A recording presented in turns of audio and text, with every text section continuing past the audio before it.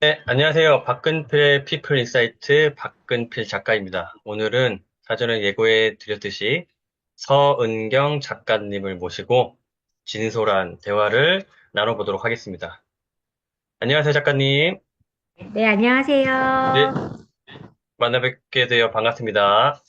네, 이렇게 만나 뵙겠네요. 네, 네. 일단 뭐 시청자분들께 짧게 설명을 드리면 이 서은경 작가님과는 온라인상에서는 계속 소통을 해왔어요. 저희, 뭐랄까, 블로그 아주 초창기부터 저를 좀 많이 좋아라 해주시고, 응원을 계속, 전폭적인 응원과 좋은 말씀 많이 해주시는, 그래서 제가 되게 좋아하시는 분인데, 최근에 또 책도 내시고 해서 겸사겸사 또 이렇게 한번 모시게 됐습니다. 그래서 저도 오늘 처음으로 얼굴 뵙고 대화를 나누는 거라서 되게 또 떨리고 설레는데, 오늘 또 좋은 콘텐츠 아마 나올 거라고 기대를 하고요. 오늘 잘 부탁드립니다, 작가님. 네, 저도 잘 부탁드립니다. 네. 그러면 본격적인 질문을 드리기 앞서서 예, 보통 첫 번째 드리는 질문이죠. 시청자분들께 간단하게 작가님 자기소개 좀 부탁드릴게요. 네, 안녕하세요. 저는 노인 전문 간호사고요. 이게 무슨 소린가 하실 텐데, 이게 우리나라에 전문 간호사가 있습니다. 그중에서 노인 분야를 맡고 있는 노인 전문 간호사고요. 제 이름은 서은경이고, 지금은 어르신들과 행복한 생활을 매일매일 하고 있는 오늘도 치매 어르신을 돌보며 인생을 만난다를 쓴 작가 서은경입니다. 만나서 반갑습니다. 네. 방금 화면에 잘 보일까 모르겠지만 책이 보였다가 안 보였다가 사라지는데 어쨌든 요 책, 그래서 최근에 내신 오늘도 치매 어르신을 돌보며 인생을 만납니다. 라는 책을 출간하신 작가이시기도 합니다. 그리고 방금 소개를 해 주셨듯이, 되게 오랜 기간, 이제 간호사로서, 특히나 이제 노인 전문 간호사로서 일을 해 오셔가지고, 오늘 그 부분에 대해서 아마 중점적으로 이야기를 나눠볼까 해요. 그래서 그러한 점 시청자분들도 참고를 하시면 될 것 같습니다. 네. 일단은 첫 번째 질문을 한번 드려볼게요. 어, 노인 전문 간호사라고 하면은, 뭐, 저도 그렇지만은, 좀 약간 생소하긴 하거든요. 이게 네. 간호사의 뭔가, 정식적인, 공식적인 그런 분류라고 해야 되나? 그런 게 있는 건지, 어쨌든 노인 전문 간호사에 대해서 좀 더 구체적인 설명을 듣고 싶네요. 네, 일단은 쉽게 설명을 드리면 일반 간호사와는 달리 국가에서, 그러니까 보건복지부가 정하는 석사 이상의 학위를 소지한 자여야 되고요. 그 과정 자체가 대학원 과정을 거치고 국가고시를 쳐야 되는데 그 과정을 들어가기까지도 자기가 전문 분야에 최소 3년 이상의 임상 경험이 있어야 되고 그래야지만 대학원 과정을 거치고 대학원 과정을 끝이면 국가고시를 통해서 전문 간호사를 부여받게 되고요. 지금 현재 이게 2000년부터 시작이 됐는데 지금 현재 13개 분야에서 전문 간호사들이 활동을 하고 있어요. 그중에서 저는 노인 쪽을 맡은 노인 전문 간호사라고 생각하시면 될 것 같습니다. 그러면은 간호사에 대한 뭐 자격증 면허증이라 해야 되나? 그거 말고 또 별도의 노인 전문 간호사의 그런 라이선스라 해야 되나? 그걸 따야 되는 건가요?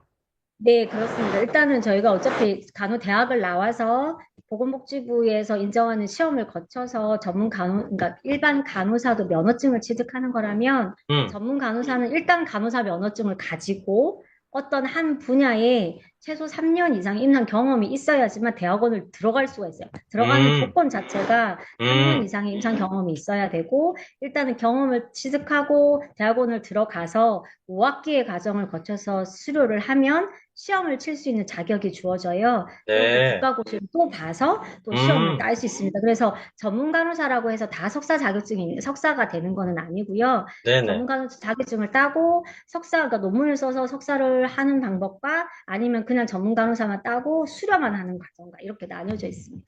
네. 그러면은 노인 전문 간호사 말고 다른 또 전문 간호사들은 뭐 예를 들면 몇 개가 뭐 어떤 게 한 있을까요? 13개의 음, 분야가 있는데요. 보통 네. 제일 일반적으로 쉽게 알고 있는 게 가정 전문 간호사가 있고요. 음, 그다음에 요즘에 코로나 때문에 핫 이슈가 됐던 감염 관리 전문 간호사가 있고요. 그다음에 저희 같은 노인 전문 간호사도 있고, 또 아마 애초에 제일 처음 전문 간호사 떨리면 마취 전문 간호사가 있을 거예요. 예전에 마취과 닥터들이 좀 부족했을 때 마취 음, 전문 간호사들이 활동을 많이 했거든요. 하고 또 병원이 아니라 산업체 쪽에 가지고 계시는 분들이 있어서 산업 전문 간호사가 따로 있고요. 또 응급실에 있는 응급 전문 간호사가 또 있고, 그다음에 정신과 분야에서 정신 전문 간호사가 또 따로 있고요. 그다음에 암 환자들을 대상으로 하는 종양 전문 간호사가 따로 있고, 또 마지막에 이제 어르신들이 뭐 암 터미널이라든가 이제 컨디션이 좀 안 좋아지시고 호스피스를 필요로 하게 될 때 호스피스 전문 간호사가 있고, 그다음에 소아과 아기들을 중심으로 한 아동 전문 간호사가 있고, 마지막에는 이걸 통틀기는 하는 것 같은데 병원에서 근무를 하는 임상 전문 간호사가 또 따로 있습니다. 그래서 지금까지는 법적으로 인정된 거는 13개 전문 간호사가 있어요. 되게 뭐랄까, 특화, 세분화가 잘 되어 있네요.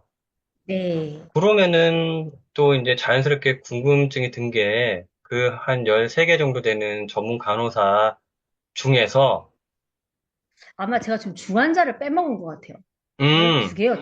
중환자 전문 간호사도 따로 있어요. 네, 그래서 13개. 중환자까지. 오케이, 오케이. 그러면 그것까지 포함해서 13개 전문 간호사가 있는데, 그 중에서 이제 작가님은 노인 전문 간호사를 택하셨는데, 그 네. 이제 배경이랄까 계기가 궁금하네요.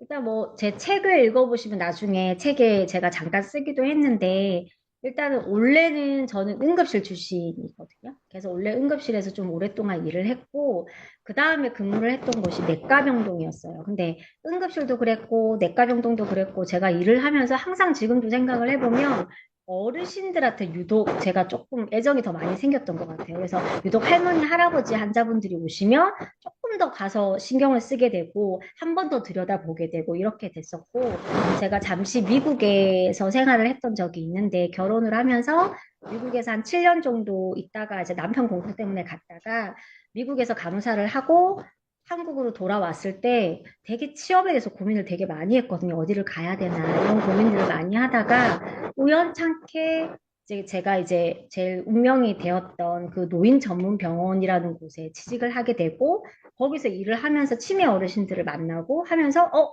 이게 바로 내 길이었나 보다. 어르신들이랑 이렇게 하는 게 정말 나에게 맞나 보다라고 생각을 해서, 어차피 할머니 할아버지들 좋아했으니까 그렇게 해서 그쪽 분야에 계속 남아 있었고, 일을 하다 보니까 자꾸 이게 갈증이 생기는 거예요. 조금만 더 내가 알면, 더 잘 알면 더 어르신들을 좀 잘 보살필 수 있을 건데 라는 생각을 들어서 노인 전문 가족 과정까지 하게 되었습니다. 네, 그렇군요.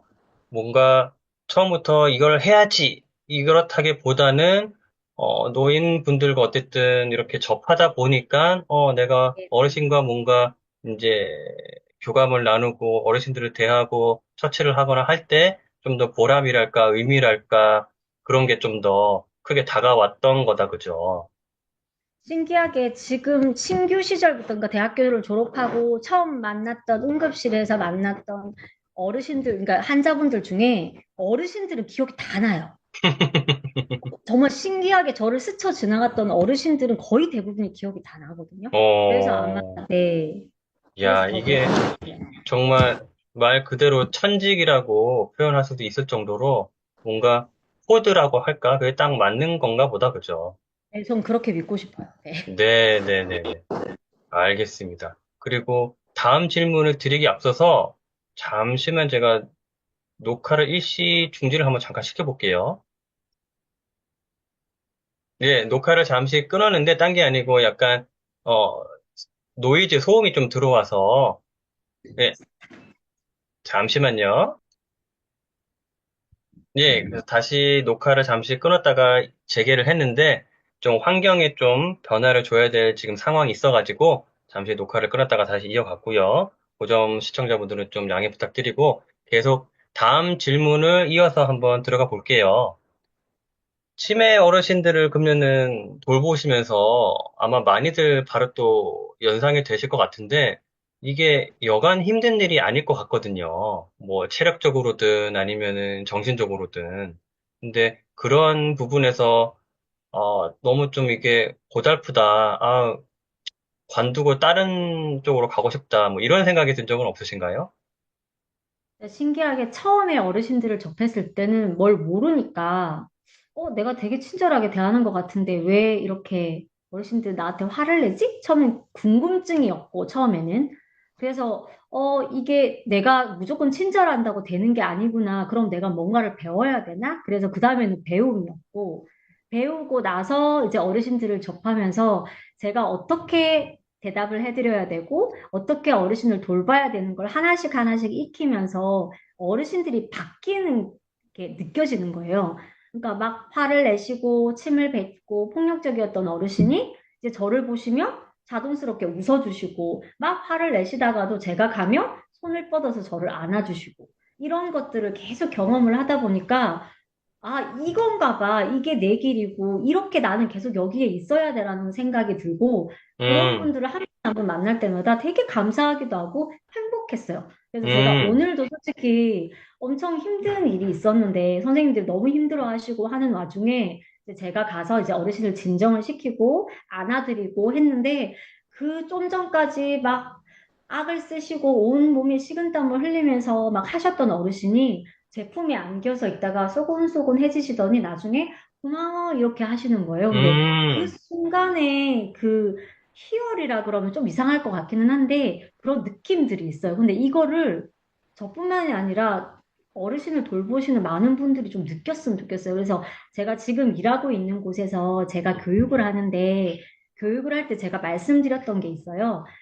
이런 제가 느꼈던 이런 기쁨과 이런 감사함들을 여기 계시는 제 직원들도 다 느꼈으면 좋겠다. 그러면 아마 이곳에 있는 것이 힘들거나 고달픈 게 아니라, 아, 오늘은 또 어떤 일이 생길까 되게 새로움과 신기함으로 출근하는 발걸음이 되게 가벼워질 거라고 제가 말씀을 드린 적이 있거든요. 그래서 이거를 제발 경험들을 해봤으면 좋겠어요, 정말.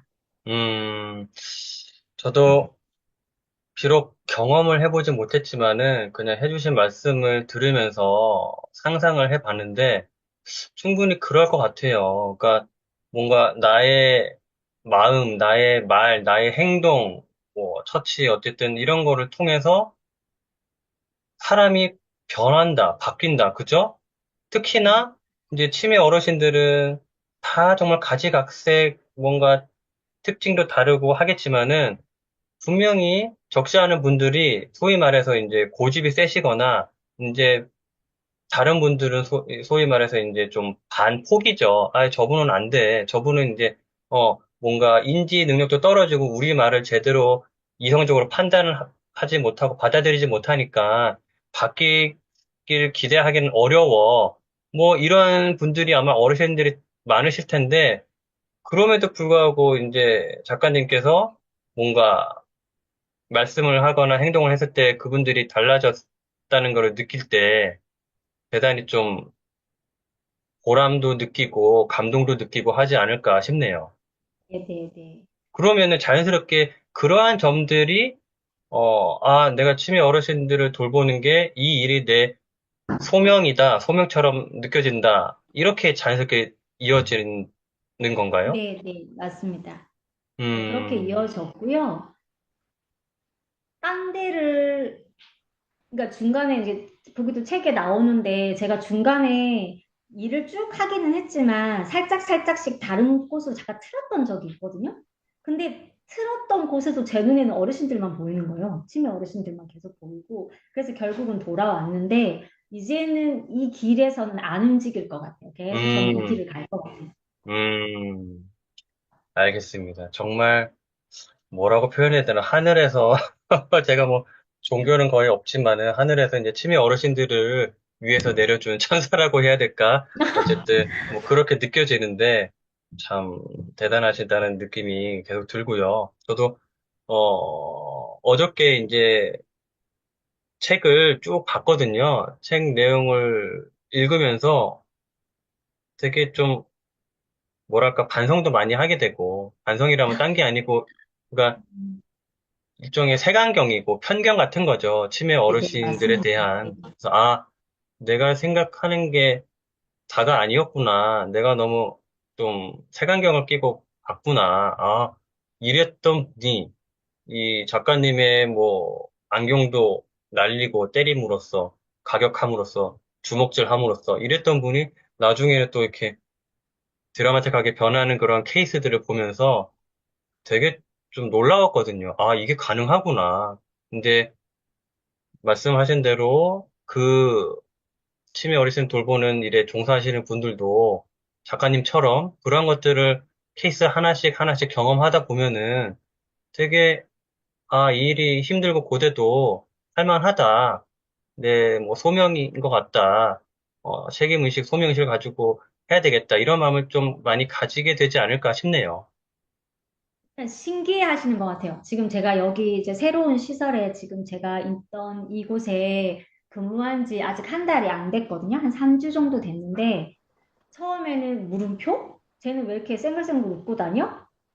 이러다가 이제 제가 계속 교육을 하고 반한다고 해도 계속 자기는 불만만 하시고 네가 와서 계속 해봐. 네가 와서 기저귀 갈아봐. 어디 한번 보자. 이런 식이었다면 하루가 되고 이틀이 되고 이제 3주 정도 왔잖아요. 본인들은 안 됐던 환자인데, 안 됐던 어르신들인데, 제가 가면 순한 양이 되시거든요. 그래서 어제도 그런 분이 한 분 계셔서 기저귀를 도저히 케어를 못 하시겠대요. 요양보호사 선생님들이 이 어르신만은 도저히 안 되겠다. 너무 힘들다고 자꾸 저한테 얘기를 하시는 거예요. 그래서 그럼 오케이. 그럼 언제 제일 힘드세요? 그랬더니 해가 지면 선다운 신드롬이라고 하죠. 치매 어르신들. 해가 지면 난폭하게 변하신대요. 그러면 제가 해가 지는 시간을 기다렸다가 선생님들 기저귀 케어할 때 무조건 저를 불러주세요라고 해서 이제 선생님들이 거의 이제 구경이 되신 거죠. 그래, 너 한번 음, 해봐. 음, 어쩌나 보자라고 시작을 시작했 음. 왜냐면 그 전에 이미 어르신이 발버둥을 치시고 욕도 하시고 건들지 못하게 하셨대요. 근데 진짜 제가 나타나고 아버지 이렇게 하는 순간 이미 어르신이랑 저랑 눈을 맞추면서 아버지가 웃으셨거든요. 했더니 그러니까 음. 거기서부터 선생님들이 뭐지? 왜 웃지? 로 시작을 하셨는데 기저귀를 다 갈아드리고 옷을 입는 것도 제가 아버지 이제 옷은 아버지가 입어볼까 했더니 본인이 이렇게 다리를 이렇게 드시면서 바지를 올리는 것까지를 보시더니 다들 할 말을 잃으시는 거예요. 이게 안, 근데 저쪽에서 한 무리들이 막 오시면서 안 됐지, 안 됐지, 발로 차고 날렸지, 이렇게 하시면서 오시더라고요. 근데 저랑 같이 계셨던 선생님들은 고개를 이렇게 하면서 끝까지 웃으셨어. 그러니까 다들 이제 할 말이 없으신 거예요. 그래서 오늘 급영동에 제가 올라갔더니 이제 다들 이제 되는 걸 알았잖아요. 그랬더니 이제 알려달라고 말씀도 하시고 신기하다라는 말씀도 해주시고 하는데 본인들이 직접 눈으로 보고 경험을 하면 아, 저게 되기는 하나다. 라는 생각은 하시는 것 같아요. 그래서 이걸 기회로 이제 차츰차츰 하면서 이제 만들어 가봐야죠. 이제 여기 있는 곳이라도. 야, 정말 일종의 매직 타임이네요. 예. 근데 그 이게 매직이 아니고 뭐 솔직히 되게 쉽거든요. 네. 쉽거든요. 그런데 네. 이제 다른 사람들이 봤을 때는 그분들도 분명히 크고 작게 노력을 했을 거란 말이죠. 그런데 네. 대다수가 또는 다수 거의 뭐 전부 다가 실패 내지 그런 식으로 이제 포기를 하게 됐는데 그래서 아마도 뭐 이런 심정이었겠죠. 그래, 네. 뭐 너라고 별거 있냐? 한번 해봐라. 아이고. 그러니까 그래서 이제 보기 좋게 실패하는 걸 한번 보자. 그리고 나서 무슨 말 하냐 보자. 이런 심정으로 아마 팔짱 끼고 네. 바라봤을 텐데 이게 웬걸? 뚜껑을 열어보니까 정말 뭐 온순한 양이 네. 되고, 마치 그 어르신과 작가님이 서로 짠 것 마냥, 그죠? 그래서, 진짜 어, 이제 다행히 CCTV가 저희는 음, 있기 음, 음. 때문에 아니었으면, 그러니까 선생님들 억울하면 나중에 호소를 하시더라고요. 아, 진짜 자기들은 억울하대요. 좀 음, 전까지 발길질을 하시고 침을 뱉고 음. 하셨대요. 그랬는데 지금은 아니시잖아요? 뭐 할 말이 없는 거지. 그러니까요. 그러니까 본인들도 얼마나 할 말이 없고 당황스럽겠어요. 그죠? 음. 머쓱하고. 근데 이게, 그러니까 책에도 나오지만은, 뭐, 라포죠. 일종의 라포인데, 네. 라포만으로 설명하기에는 부족할 것 같고, 작가님만의 뭐랄까, 뭐, 노하우면 노하우고, 스킬이면 스킬이고, 어쨌든 뭔가 방법론적으로 접근해 볼 그런 필요도 있을 것 같은데, 작가님 본인이 생각하시기엔, 뭐, 여러 가지가 아마 필요하고 중요하겠지만은, 이렇게, 뭔가 통제가 잘 안 되거나 어려운 어르신들이 대할 때, 나는 이렇게 하니까 되더라. 뭐, 몇 가지 꼽자면 뭐가 있을까요? 그게 제 책 이제 마지막에 나오죠? 제가 지금 제 특허 신청도 했는데 이게 특허가 쉽지가 않더라고요. 그러니까 음, 이게 대기 번호가 처음에 20만 몇 번에서 시작을 했는데 어이구, 제가 어제 들어가서 봤더니 이제 9만으로 내려왔더라고. 어, 20만에서. 작년에 신청을 했는데 지금은 이제 10만에서 조금 내려와서 9만 뭐 몇 번 번호가 있더라고요. 그래서 음, 처음에 신청을 했을 때 한 1년 8개월 정도 걸린다고 처음에 홈페이지에 돼 있기는 했거든요. 이게 그래서 제가 뭐, 일단은 신청한다고 바로 되는 게 아니군요. 아니에요. 네, 그래서 제가 특허 저기 제가 로고를 일부러 만들어서 특허도 냈고 지금 이제 교수님들하고도 제가 지금 박사과정 학생 중인 학생인데 교수님들하고도 저는 이걸로 논문을 꼭 쓰고 싶습니다라고 얘기를 한 방법인데 배시라는 거예요. 네네, 배씨. BESH 배시라고 이게 알바니어 그러니까 제가 만들고 혹시나 싶어서 찾아봤더니 알바니어에 BESH라는 게 있고 이게 발음이 배시더라고요. 이게 알바니어로 이해라는 뜻인데 마침 정말 그렇게 만든 것처럼 저는 그냥 어, 앞글자만 딴 건데 그러니까요. 이야, 네, 이게 앞글자만 딴 건데 이게 딱 신기하게 딱 맞아 떨어져가지고 그러네요. 네, 그렇게 해서 제가 일부러 특허 신청을 했던 거고요. 배씨는 정말 쉬워요. V가 보이스거든요. 네, 그래서 보이스. 목소리. 그러니까 사람이 제일 마지막까지 남는 기능이 감각 기능이 청각이잖아요. 그래서 그렇죠. 저도 청각에 초점을 맞춰서 솔직히 눈에 보이는 것보다 들리는 목소리가 우선이라고 생각을 했어요. 지금 음, 생각해보면 늘 그러니까 제 목소리가 약간 하이톤이잖아요. 음, 특히 어르신들 앞에 가면 더 하이가 되거든요. 근데 그 음, 하이톤으로 항상 제가 어르신들 병실로 문을 열고 들어가면 항상 얘기했던 게 안녕하세요. 서은경입니다. 오늘은 음, 2025년 이거를 제가 매일 했어요. 근데 음, 이렇게 하다 보니까 어르신들이 이제 제 목소리에 익숙해지신 것 같아요. 그래서 이 목소리가 들리면 서은경. 그리고 제가 항상 제 이름은 서은경입니다를 하고 다녔더니 이제 어르신들이 제 이름을 기억을 잘 해주시더라고요. 그래서 음. 제가 처음에 시작하는 거는 그래서 목소리. 그럼 우리 목소리에 뭐, 목소리. 높낮이도 중요하고 톤도 중요하겠지만은 목소리를 자주 노출시키는 것도 중요하네요. 근데 음, 아시겠지만 원래 노년이 되면 노인이 되면 청각이 기능이 감소를 하는데 제일 처음에 하이톤부터 사라진다고 되어 있거든요. 그래서 약간 중저음의 낮은 목소리로 천천히 얘기하라고 교과서에는 되어 있는데 음, 그런 식으로 따지면 어르신들은 제 목소리를 못 들으셔야 돼요. 음, 근데 와상 어르신들도 그러니까 누워 있고 거의 이제 활동을 못 하시는 분들도 제 목소리가 들리기 시작하면 두리번 거리시거든요. 어디 음, 어디지? 그러니까 저를 찾으시는 거거든요. 그래서 음. 저는 그거에 대해서 저는 반대를 합니다. 동의를 그러네. 하지 않아요. 그러니까 이게 뭐 이론과 의학적으로 현장의 그러니까 글이네요, 이게. 네, 의학적으로는 정말 음, 중저음 잘 들으실지 모르지만 낮은 목소리의 남자 목소리들보다 오히려 제 목소리에 더 반응을 하시는 걸로 봐서는 음, 익숙한 거, 그 다음에 늘 다정다감하게 다가왔던 사람, 음, 반복적이었던 거, 그게 더 중요하다고 생각을 해요. 그래서 계속 노출을 시키고, 그리고 나는 안전한 사람입니다. 당신을 음, 도와주려는 사람입니다. 라는 메시지를 주는 그런 목소리가 중요하다고 생각을 해요. 그래서 제일 처음은 보이스였고요. 그다음에 이는 목소리만 들렸는데 사람이 안 보이면 불안하잖아요. 어디선가 뭔가 소리는 나는데 내 음, 눈앞에 보이지 않으면 불안하잖아요. 음. 그래서 목소리와 함께 항상 다가가서 눈 마주춤. 그래서 아이 컨택이거든요. 그래서 아이 항상 컨택. 시선을 맞춰서 어르신을 좀 바라봐 주셨으면 좋겠다라는 의미에서 아이 컨택을 했고요. 왜냐면 말은 하는데 내 시선은 딴 데로 가 있으면서 형식적으로 그러니까 그렇죠.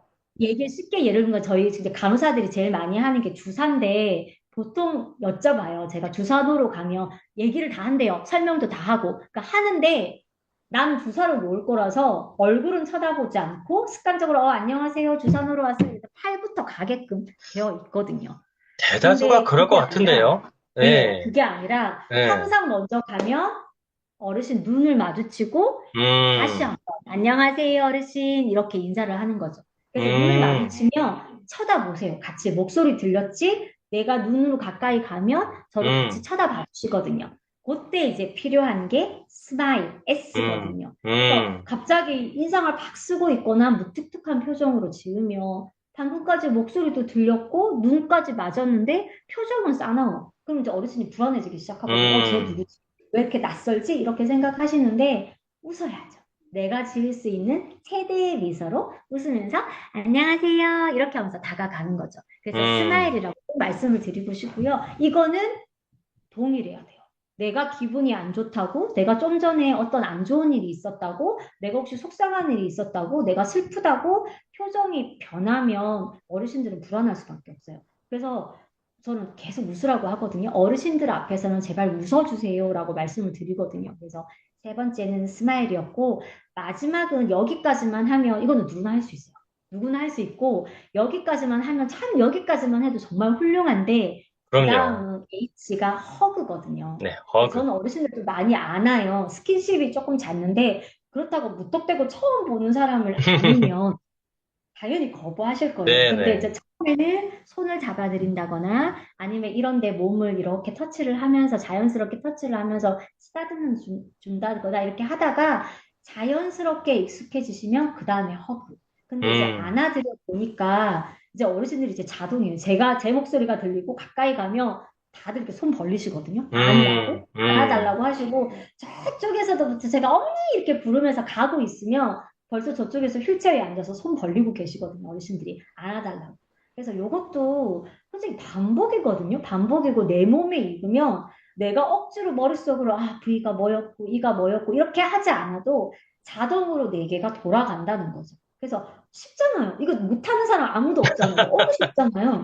그래서 요거만큼은 하실 수 있는 거니까 꼭 했으면 좋겠고 제가 암만 요게 좋습니다라고 얘기를 해도 세상은 믿지 않잖아요. 그래서 제가 꼭 논문을, 박사학위 논문을 이걸로 꼭 쓰고 싶어요. 이 모델로 해서 이게 정말 케어의 원칙이다라는 거를 증명을 해보이고 싶어요. 그러네. 정말 꼭 이 논문이 나오기를 저도 바라는 마음이 지금 들고, 야, 근데 정말 말씀 내용만 들으면은 뭐랄까 상식적인 내용이고 뭐 기본일 것 네, 같고 그러니까 어려운 건 아닌데 이게 그러니까 이론과 실제는 또 차이가 나잖아요. 그러니까 제가 물론 그 현장에 몸을 담아서 이렇게 일을 해보지는 않았지만은 정말 좀 고되잖아요.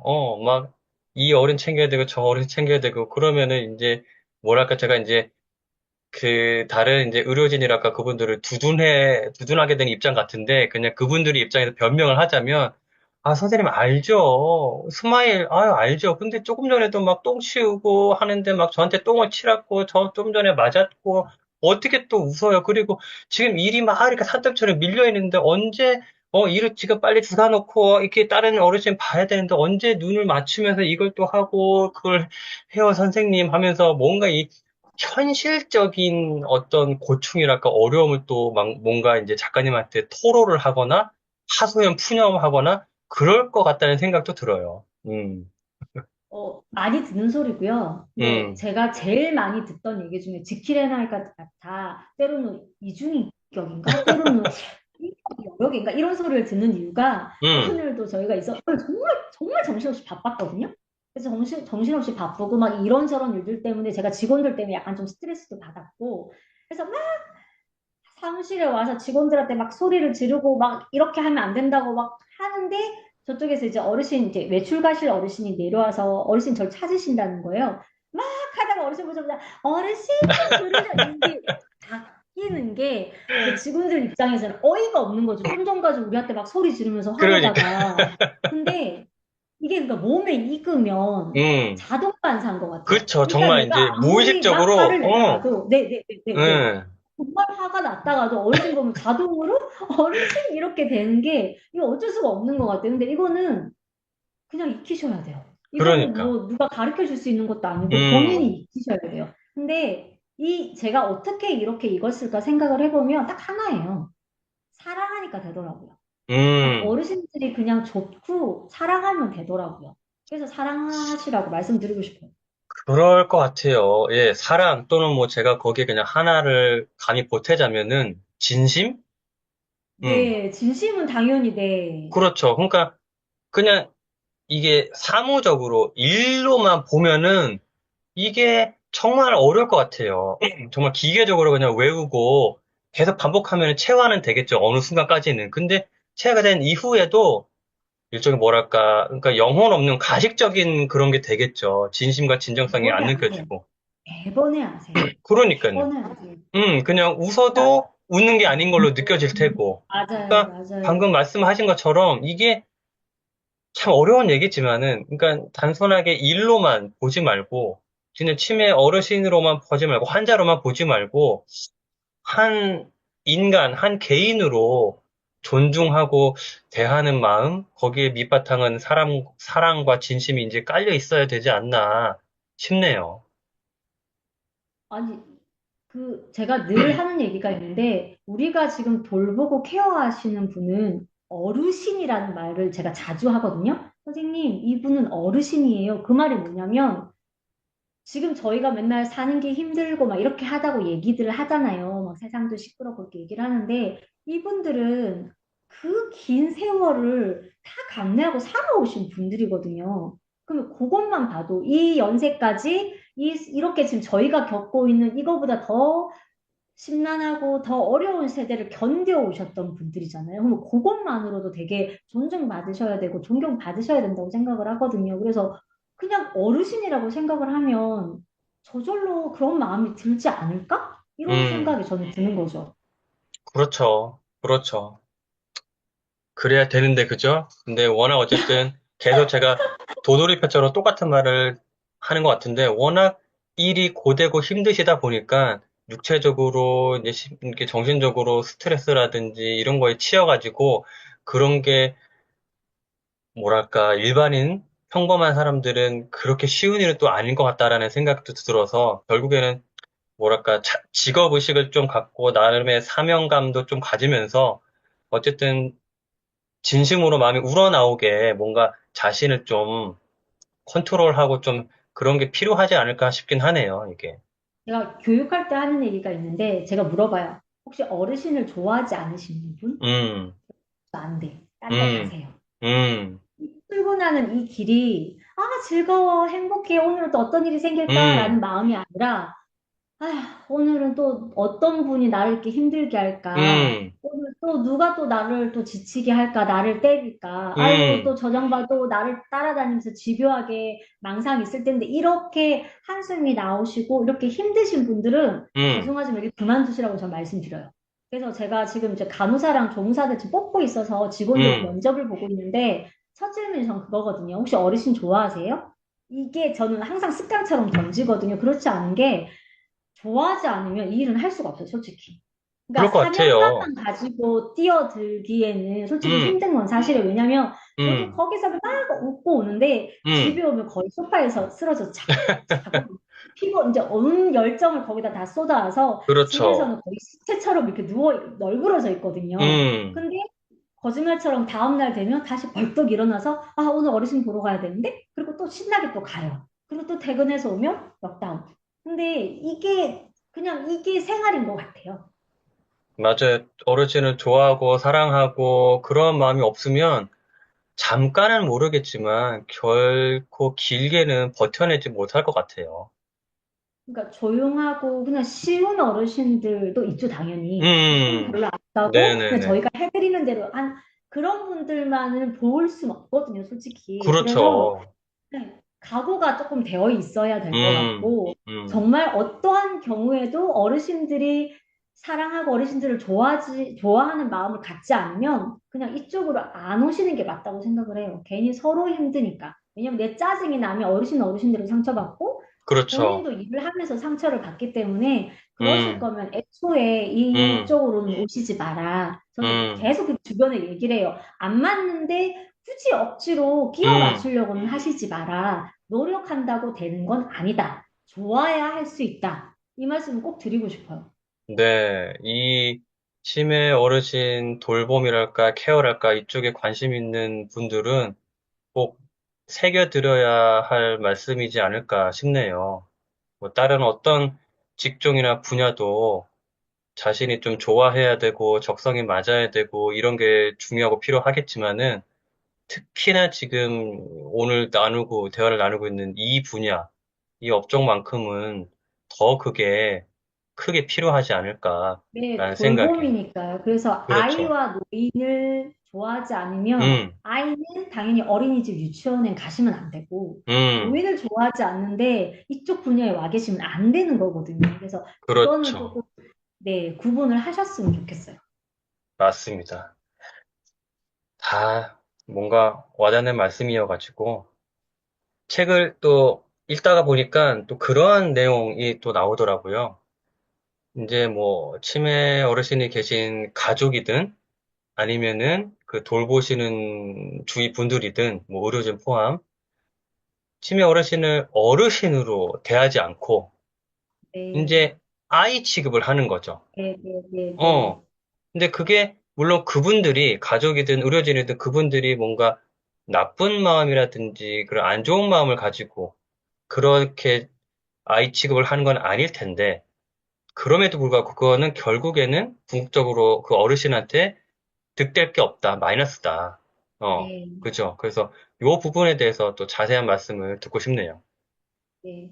일단 아마 다 아실 거예요. 매스컴이나 일단 노출되는 것만 봐도 항상 뭐 보면은 아이처럼 변해버린 뭐 다섯 음, 제가 이걸 사담인데 처음에 제 책 제목이 조금 약간 오고 갔어요. 막 그러니까 제가 처음에 원하는 제목이랑 출판사 측에서 원하는 제목이랑 좀 몇 번이 왔는데 제가 처음에 출판사에서 이 제목이 좋을 것 같다고 딱 온 그걸 보고 제가 엄청 대표님한테 화를 내면서 이렇게 제목이 나갈 거면 저 책 출판 안 합니다라고까지 한 적이 있는데 그게 제목이 뭐였냐면 어르신 5살 배기 나의 치매 어르신이었어요. 5살 배기 나의 치매 어르신.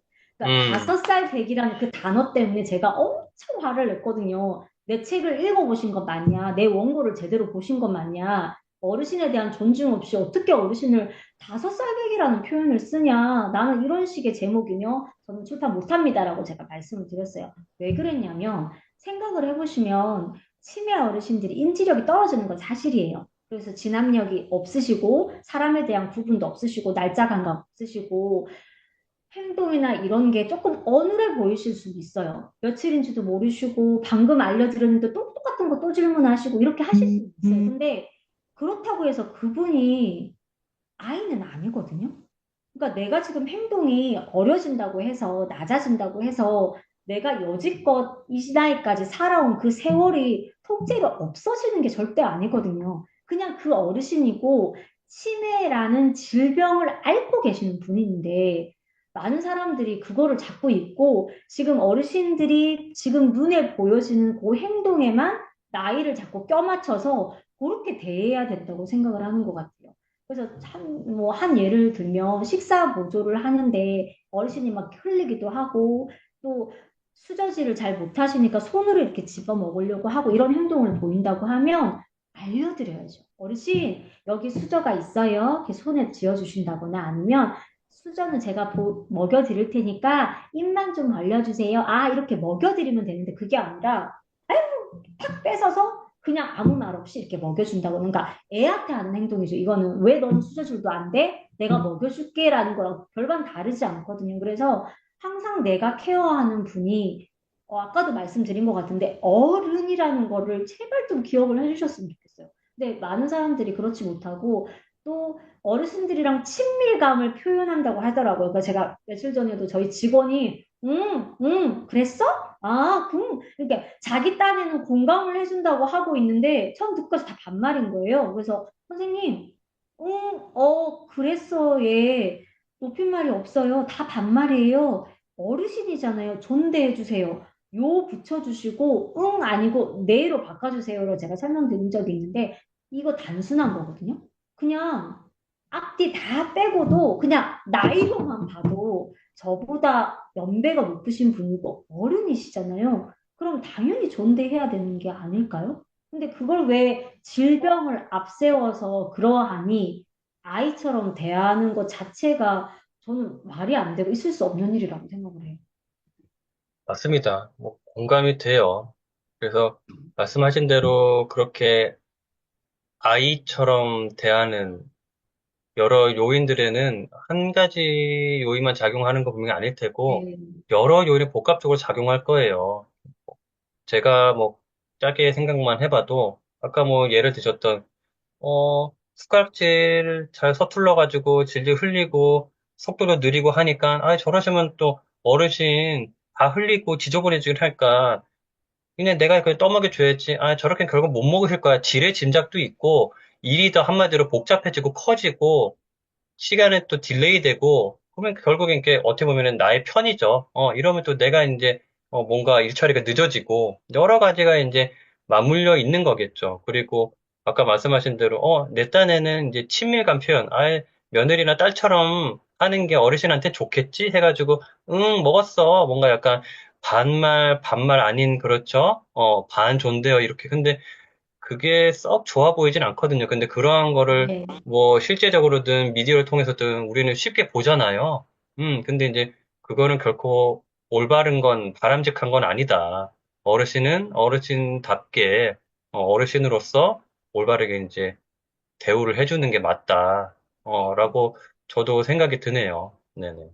그래서 그분들이 시간이 좀 더 걸리더라도 그분들이 스스로 결국은 할 수 있게끔 해줘야 되는 게 돌봐주는 사람의 어떻게 보면 일인데, 그거를 네. 하나, 둘씩 이런저런 이유로 대신해 주거나 하면은 점점 이제 책에서도 표현했지만 그분들이 할 수 있는 일들이 점점 줄어들잖아요. 뭐 주눅 드세요. 자꾸 음, 그렇게 음, 옆에서 이렇게 하면 음, 내가 잘못하는 건가? 내가 음, 지금 뭔가 그러니까 가뜩이나 불안한데 계속 더 음, 주눅 드셔서 나중에 더 주눅 들다 보면 이제 말씀도 더 안 하시게 되고 음, 더 조심하시게 되고 그러면 또 그러다가 실수하시게 되면 완전히 움츠러드셔가지고 이제 음, 그게 쌓이고 쌓이고 쌓이면 그게 분노로 나타나기도 하고 폭력으로 나타나기도 하는 거거든요. 음, 그래서 어르신들 그냥 편한 제가 늘 하는 얘기가 있어요. 이건 시험이 아니에요. 테스트가 아니에요. 그냥 좀 흘리면 어떻고 천천히 드시면 어때요? 시판 나중에 나가도 돼요. 나중에 모아뒀다가 한꺼번에 나가. 이런 얘기를 제가 드리는 이유가 그냥 하실 수 있게 편안하게 드리면 되거든요. 그래서 음, 그런 부분이 조금 많이 아쉬워요. 있다 보면 현장에서. 그렇겠네요. 아쉬운 점이 어떻게 없겠어요, 그죠?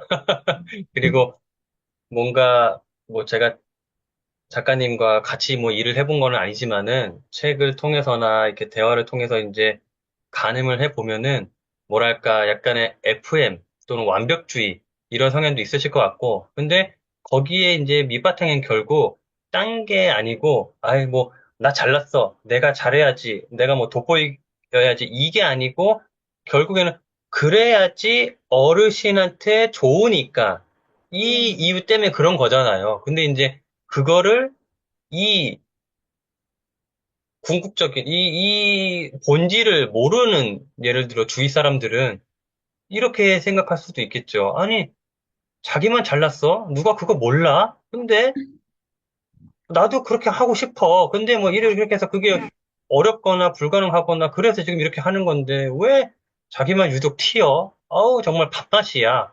이렇게 생각하는 분들도 있어서 뭐랄까 공공의 정 내지 어쨌든 미운 털이 계시는 곳곳마다 좀 그렇게 박히지 않았을까라는 생각이 들어요. 어때요?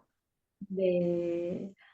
어, 일단 직원들은 싫어하고요. 음, 자수를 하자면, 음, 자수를 하자면, 오늘도 제가 그 얘기를 들었는데, 음.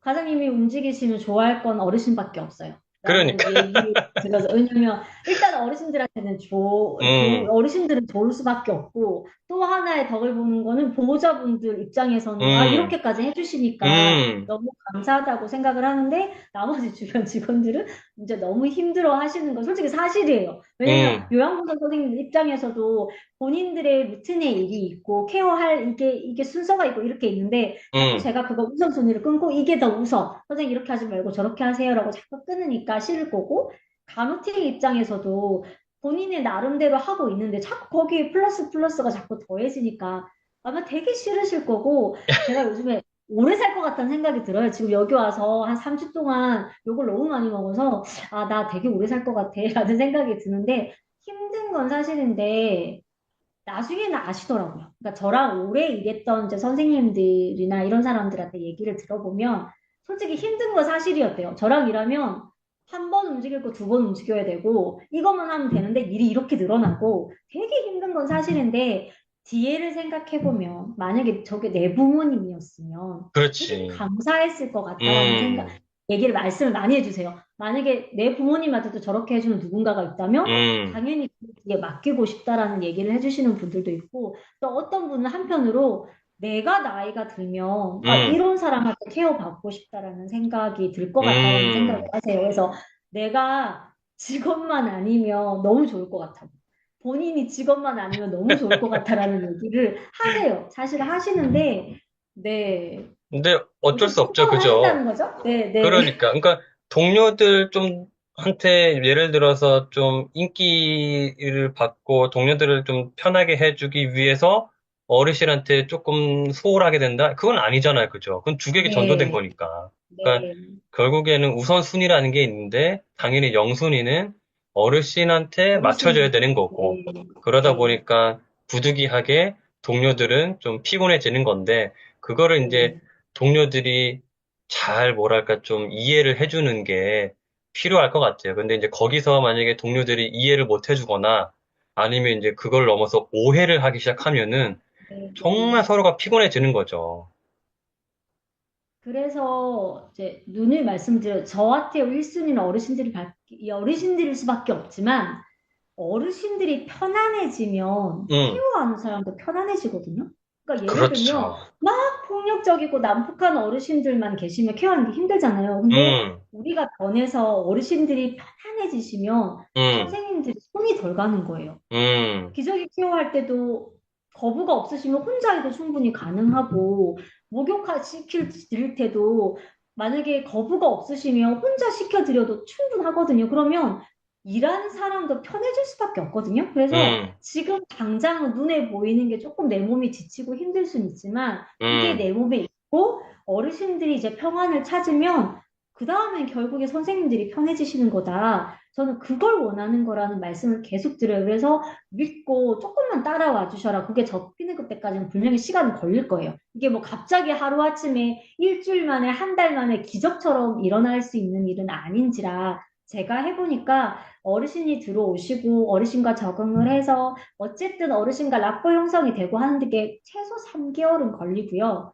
만약에 폭력적이신 분이다. 그러면 이분이 약물 치료도 물론 중요하지만 어쨌든 우리랑 조금 조화롭게 어느 정도의 이렇게 합을 맞추는 시간이 6개월은 걸리더라고. 그래서 선생님들과도 마찬가지다. 우리가 손발을 맞춰서 어르신을 안정화 찾으려면 한 6개월의 시간은 달라. 근데 그 이유는 내가 보장한다. 선생님들도 편하고 당연히 어르신들은 행복하고 이걸로 계속 말씀을 드리는데 아마 하루가 천일 같으실 거예요. 지금 이제 하고 계시는 분들은 언제 끝나 하실 거예요.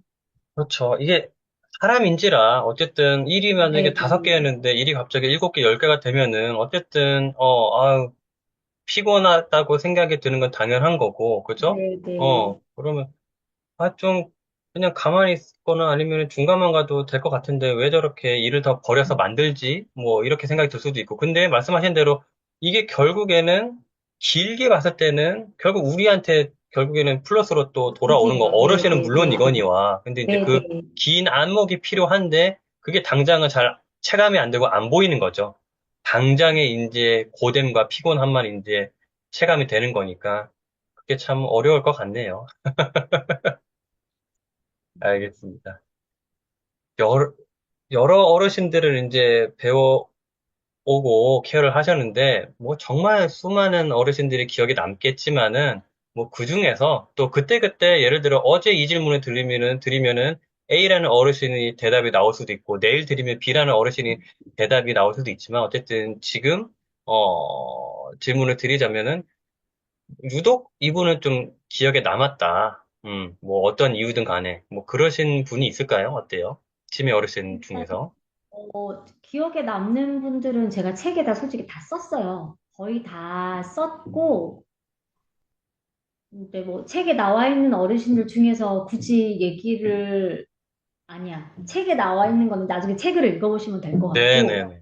근래에 제가 지금 이곳에 와서 음, 3개월 동안, 이거 3주 동안 있으면서 기억에 남는 분이 한 분 계신데, 이거는 그러니까 제 자신에 대한 약간 아쉬움도 있었고, 또 음, 한편으로는 정말 존엄 케어라는 게 뭘까라는 물음표를 계속 가지게 했던 어르신이 한 분 계시는데, 입원하신 지는 입원 일주일 정도밖에 안 되셨던 분인데, 올 때부터 이제 안 좋으신 분이었어요. 이제 오늘 내일 돌아가실 수도 있을 정도의 컨디션으로 가지고 입원을 하셨는데, 식사가 안 되시는 거예요. 그래서 어쨌든 병원으로 옮겨지고 막 이런 과정에서 저희가 그 L튜브라고 하는 콧줄을 하고 오셨어요. 근데 저희 쪽에 오시자마자 자꾸 이걸 빼시는 거예요. 그러니까 식사를 입으로 못 하니까 코로 드셔야만 하는데 계속 콧줄을 빼시고 하는 말씀이 내가 지금 가야 되는데 죽어야 되는데 네가 자꾸 왜 이거를 하냐? 나는 음, 죽어야 되는데라는 말씀을 하시고 음, 산소 포화도 수치가 떨어져서 산소를 해드렸더니 계속 산소도 거부를 하시는 거예요. 그러면서 음, 저만 보면 네가 나를 자꾸 살리니까 내가 못 가지 않느냐. 나는 죽을 건데 이거 음, 하지 마라. 이러면서 계속 거부했던 어르신이 있는데 어쨌든 산소 포화도 수치가 떨어지는 게 눈에 보이니까 저같이 저는 일단 보호대를 되게 싫어하는 사람이고 보호대가 없는 걸 지향을 하지만 생명이 위급한 순간은 다른 거거든요. 그래서 당장 어르신이 콧줄을 제거하시고 산소를 빼면 산소 포화도 수치가 떨어지고 식사가 안 들어가고 수분 공급이 안 되면 탈수로 돌아가시는 게 눈앞에 보이기 때문에 어쩔 수 없이 산소도 해드려야 되고 코출도 해야 되는데 그러려면 요걸 유지를 하기 위해서는 어쩔 수 없이 손장갑을 할 수밖에 없는 상황인 거예요. 근데 제가 죄송하다고 아버지 정말 죄송하다고 이거 안 빼시면 안 해드릴 건데 자꾸 빼시니까 저는 해드려야 된다고 했는데 계속 아버지가 내뱉으시는 거예요. 내가 무슨 죄를 지었길래 내가 가는 것도 마음대로 못 가게 하느냐 이런 말씀을 계속 하셨는데 솔직히 제가 이게 며칠 전에 그날 울었어요. 되게 많이 막 울면서 아버지 저도 너무 하기 싫은데 근데 지금 산소를 제거하시고 이걸 빼면 아버지 돌아가신다고. 근데 이렇게 돌아가시면 안 돼요. 라면서 제가 울면서 보호대를 착용을 하고 뒤돌아서는데 제 뒤통수에 대고 너 때문에 내가 가야 할 때를 못 간다. 너 그러면 안 된다고 계속 얘기를 하시는데 그게 저는 계속 마음에 남는 거예요. 그래서 제가 그날 울면서 보호자분한테 전화를 드렸어요. 전화를 드려서 이런 상황인데 아버지가 계속 호출도 제거하시고 산소도 제거하시려고 해서 어쩔 수 없이 소목 보호대를 할 수밖에 없었는데 저는 이게 맞는지 모르겠다고 보호자분은 이게 맞는지 모르겠어요라고 했는데 따님도 저랑 같이 우시면서 선생님 마음도 이해가 되고 아버지가 왜 그러실까요? 하면서 이게 서로 울었어요. 울었는데 어쨌든 결론은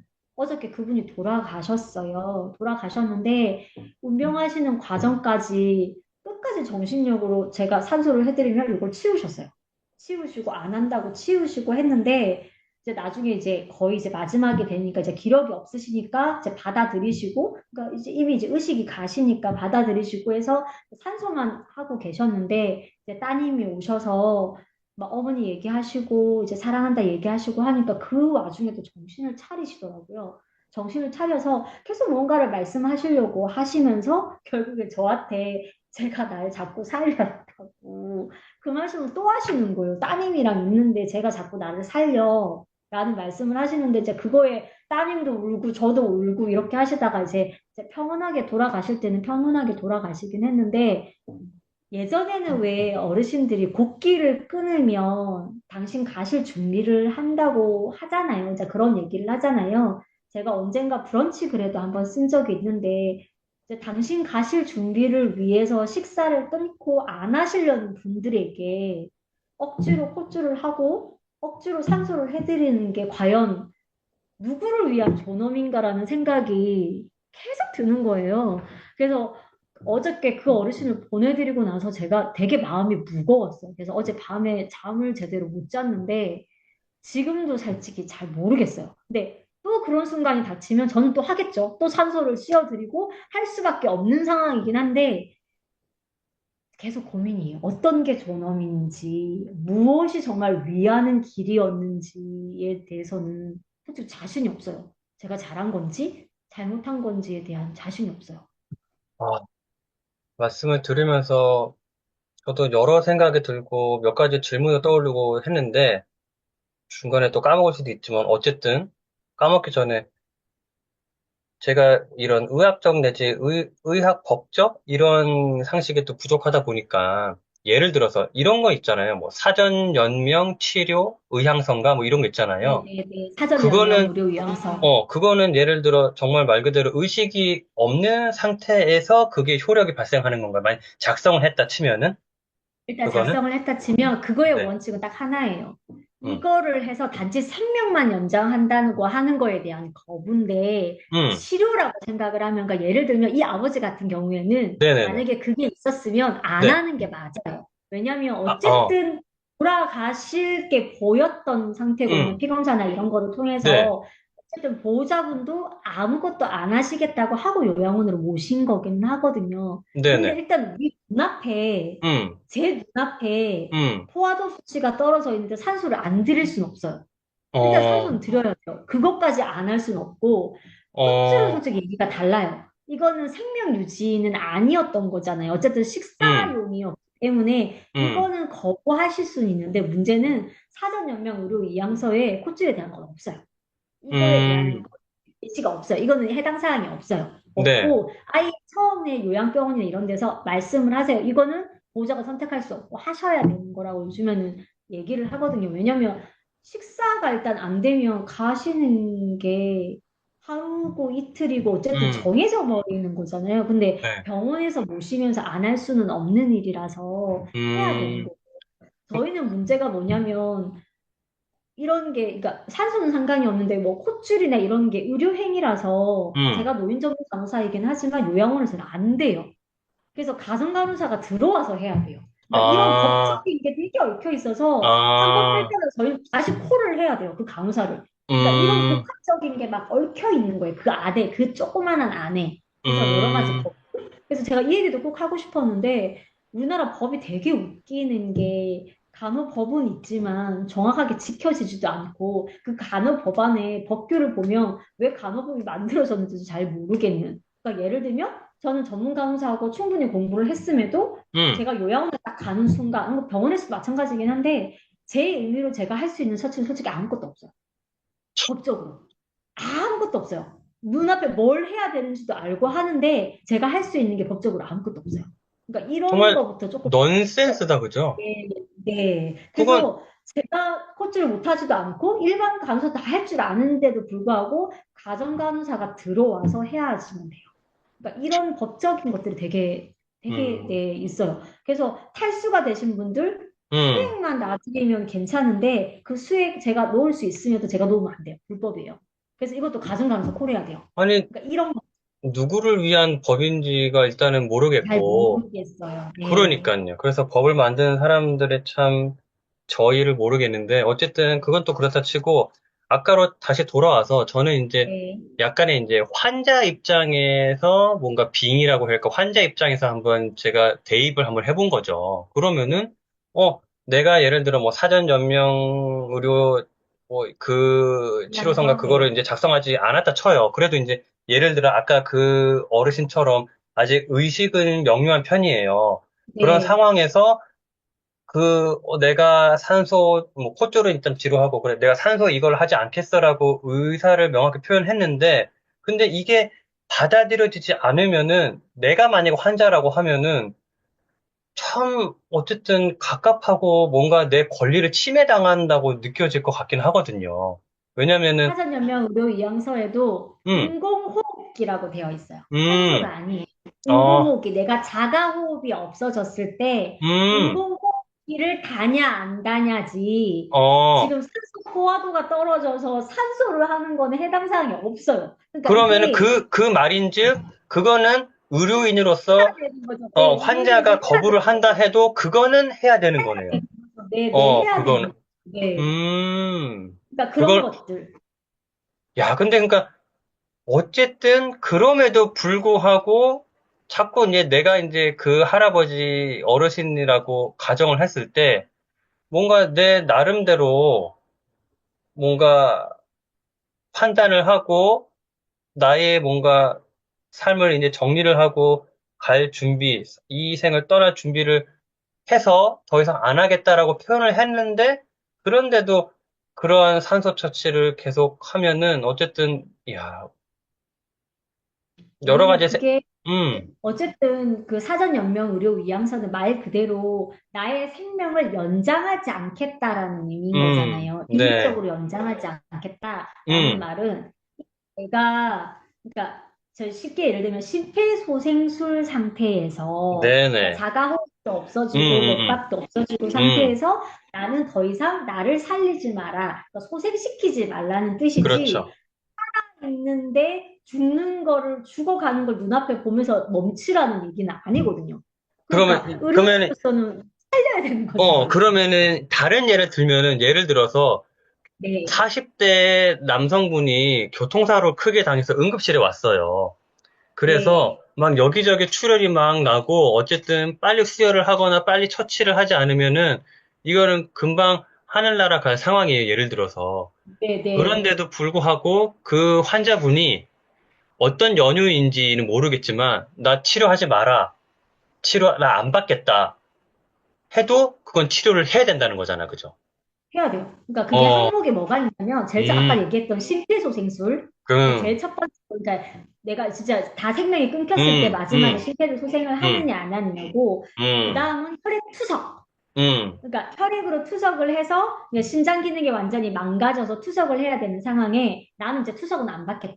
요 정도는 음, 거부할 수 있다는 걸 하고 항암제 투여, 이제 암 환자들 경우에 나 항암 치료 받지 않겠다. 요 정도는 내 의지로 할 수 있다는 거고요. 아까 말씀드렸던 호흡이 자가 호흡이 없어졌을 때 인공호흡기 이거는 내가 하지 않겠다. 그 다음에 음, 내가 조절할 수 있는 거 내가 혈액 수치가 떨어져서 그러니까 빈혈 수치가 음, 심해져서 수혈을 받아야 되는데, 나 이건 안 받고 싶어. 이렇게 수혈을 거부하는 거. 그 다음에 체외 생명 유지술이라고 해서 내 이제 모든 기능들이 다 망가졌을 때, 심각한 뭐 호흡이 가거나 이렇게 했을 때, 인공적으로 기계를 돌려서 나를 자가 호흡하게 하는 거. 이런 것들을 하지 않겠다?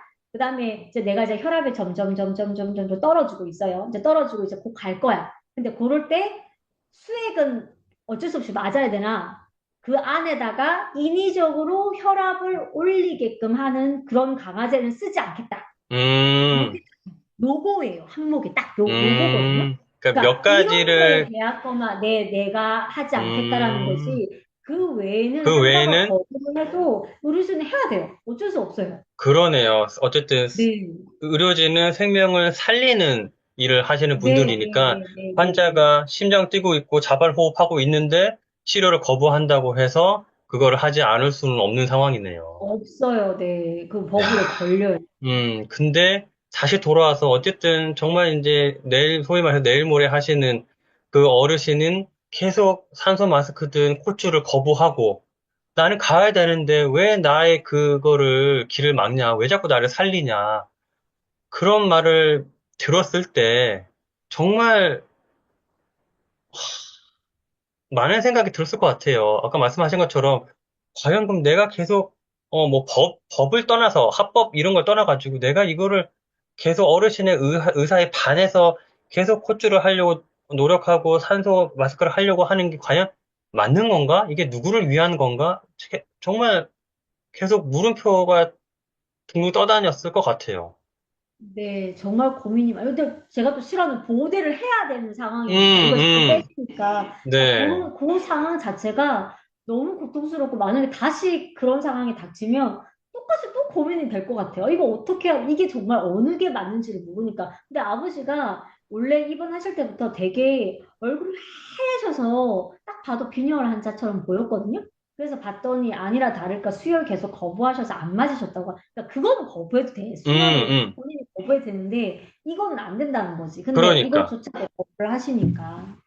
야, 참 어렵네요. 야, 그거는, 네, 어렵습니다. 그러니까 이런 게. 의료적인 것, 법적인 것, 그 다음에 뭔가 자신의 가치관이나 철학적인 거, 여러 가지가 이제 복합적으로 작용을 하니까 정답은 없는 것 같고, 근데 네, 네. 어쨌든, 뭔가 해야 될 일을 의무로서 한 거는 당연한 것 같고, 근데 했다고 해서 나 할 일 다 했어. 아유, 뭐 이렇게 속 시원해. 이건 또 아닐 것 같고. 네, 하긴 네. 했는데 법적으로든 뭐든 의료인으로서 뭔가 어쨌든 해야 될 일을 한 것 같은데 뭔가 찝찝하다고 표현해야 되나 어쨌든 이런 거는 뭔가 계속 남을 것 같고 그죠?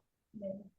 야 정말 이거는 어려운 일 같습니다. 정답이 없는 문제라서 참 쉽지 않네요. 네. 다음 질문을 일단 드리면은 또 넘어갈게요.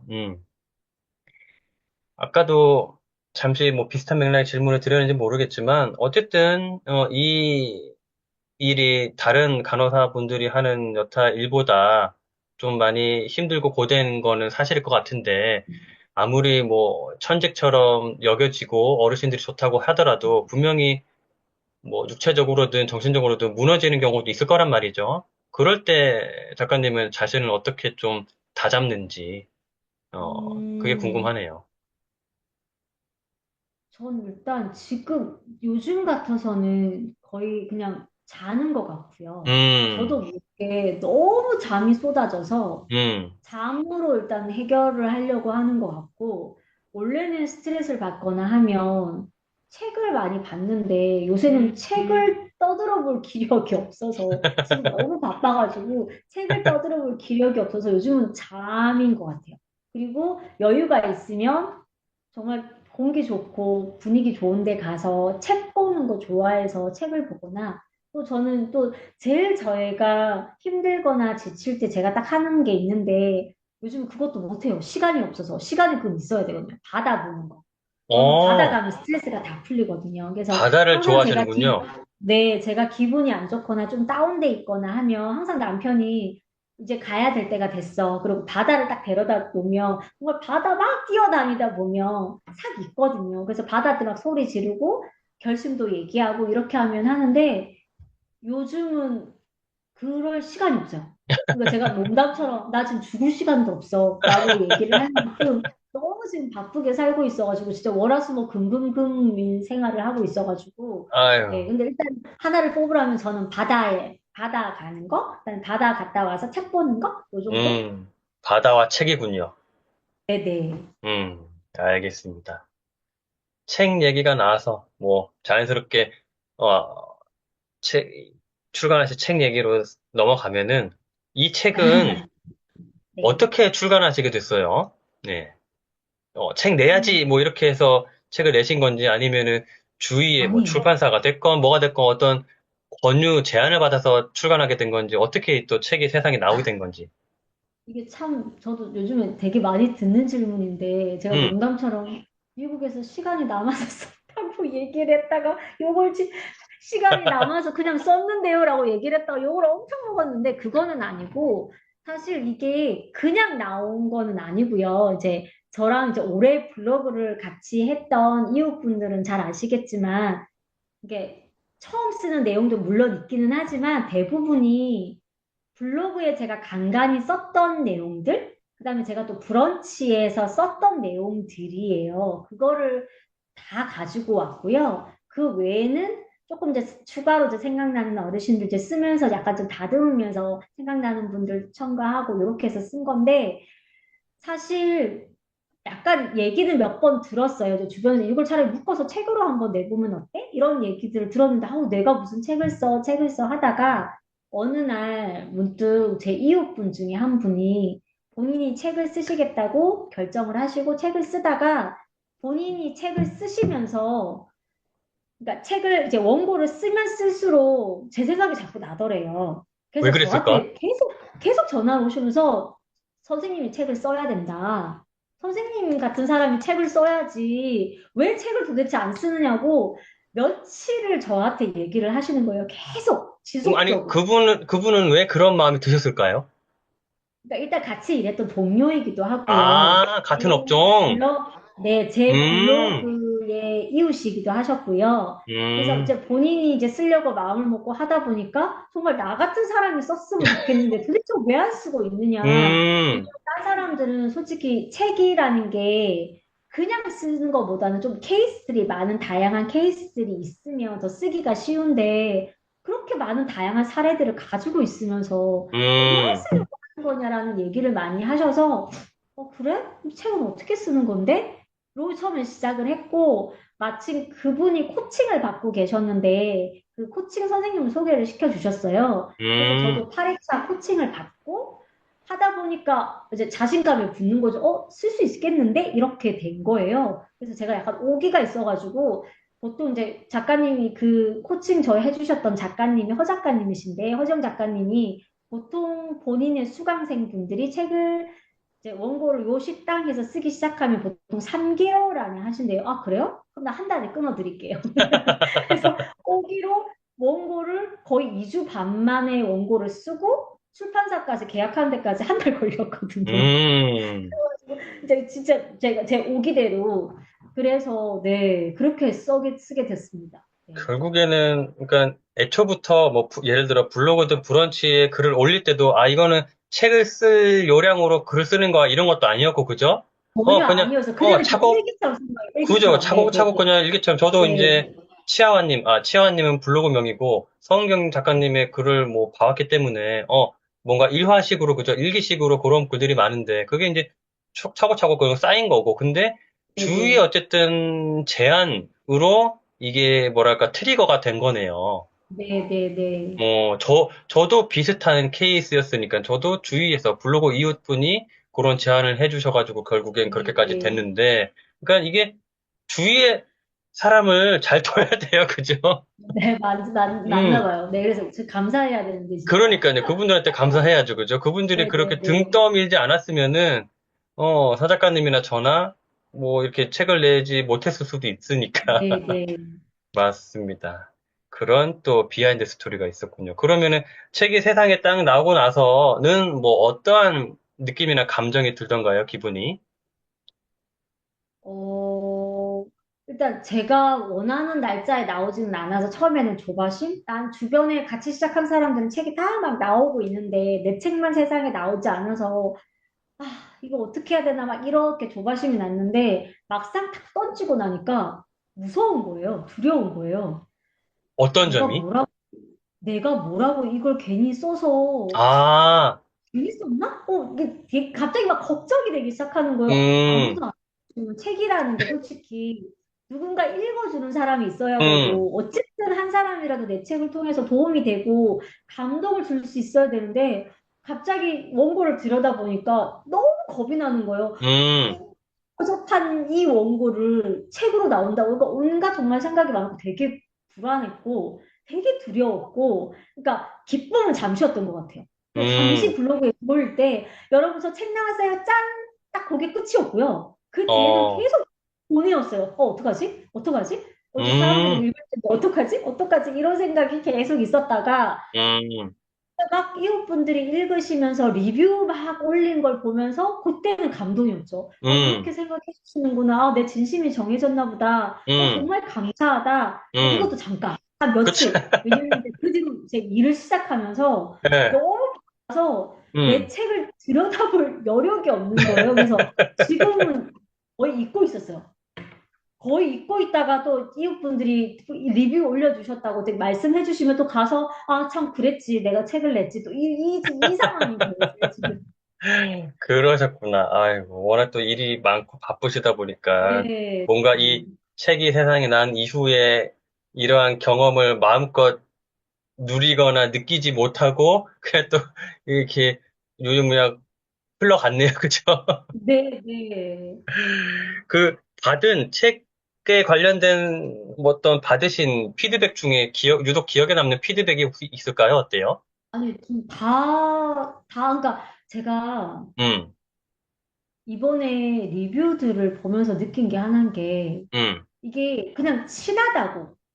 그냥 친한 블로그 이웃이기 때문에 써주시는 리뷰가 아니라는 걸 느껴서 되게 감동이었거든요. 그러니까 음, 오히려 솔직히 말씀드리면 제가 되게 서운하다고 막 사람들한테 얘기했어요. 그러니까 이분이랑 나 되게 친하고 책 리뷰도 엄청 잘 쓰시는 분인데 오히려 안 쓰시는 분들이 있는가 반면에 음, 나는 전혀 생각도 못했고 그냥 이웃이긴 했고 친한 이웃이긴 했지만 음, 이분이 이렇게까지 나를 생각하면서 이렇게 리뷰를 남겨주실 줄 몰랐다는 이웃분들이 또 계셔가지고 음, 되게 마음이 좀 그랬어요. 그래서 뭐라고 이렇게 음, 딱 집어서 누구라고 말씀을 못 드리겠는데 음, 되게 섭섭한 마음도 들었다가 되게 막 감동도 됐다가 리뷰를 보면서 조금 그랬고 어, 일단은 솔직히 제가 리뷰를 되게 많이 받아서 되게 그러니까 이렇게까지 나를 이렇게까지 생각을 해주신다고 하면서 되게 감동도 되게 많이 받았던 것 같아요. 저는 이웃분들한테. 또 궁금한 게 그런 주위 이웃분들이거나 온라인에서 이런 관계를 맺으신 분들도 리뷰도 그런 피드백도 궁금했지만 유독 좀 궁금했던 게 혹시나 이제 정말 이 책 내용에 좀 뭔가 깊이 관련된 분들, 예를 들면은 치매 어르신이 있는 네, 가족이랄까? 네, 또는 이 돌봄의 현장에 있는 의료진이랄까? 이런 분들의 어떤 혹시나 뭐 동료가 됐건 선후배가 됐건 이런 분들의 뭔가 피드백이 혹시나 뭐 네. 기억나는 피드백이 일단 있었나 싶어서. 네, 리뷰는 뭐 리뷰라고 응, 응, 치고 간혹 요즘에 이제 비밀 댓글로 해가지고 저한테 이제 안부 남겨주시는 분들이 조금 생겼는데 현장에 계시는 분들, 그러니까 특히 요양보호사 선생님들이 응, 우연히 책을 접했는데 응, 선생님 도대체 시설이 어디시냐? 응. 선생님이 있는 데로 가고 싶다라는 분들이 조금 있어요. 그래서 근데 저도 제가 네, 만약에 이 관련 업종에 있잖아요? 그럼 저도 그럴 것 같아요. 왜냐면은 아까도 뭐 서두에 말씀 나눈 것처럼 뭐 제가 이제 장난식으로 매직 타임이라고 표현을 했지만은 그러니까 남들은 다 손 놓고 포기하고 안 되라고 했던 거를 이분은 그냥 짠 해내니까 여러 가지 어쨌든 이런 우여곡절과 되게 어쨌든 내용들이 담겨 있는데 이분은 뭐 어떻게 하시길래 이게 가능하지? 이게 다 가능하단 말이야? 이걸 다 해냈단 말이야? 되게 궁금해서 이게 뭐 눈으로 실제로 보고 아니면 며칠이든 몇 주든 실제 이렇게 경험을 하면서 배우고 싶을 것 같아요, 진짜. 그러니까 그런 분이 지금 몇 분인가 딱 세 분, 그러니까 딱 세 분, 음, 솔직히 말씀드리면 딱 세 분이 음, 계셨는데 한 분은 그냥 이렇게 막 감동적이다, 나도 선생님 계신 시설에서 일하고 싶다 이렇게 써주신 분이고 두 분은 집요하게 계속 물어보시는 거예요. 자기 요양보호사 그만두고 어, 네, 제가 이 시설 와서 같이 일하고 싶다고 배우고 음, 싶다고 음. 진짜 이런 간호사가 있다면 그 밑에서 자기는 일하고 싶다라고 해주시는 분이 있는데 다행히 이분들이 저 멀리 계시더라고요. 다행히.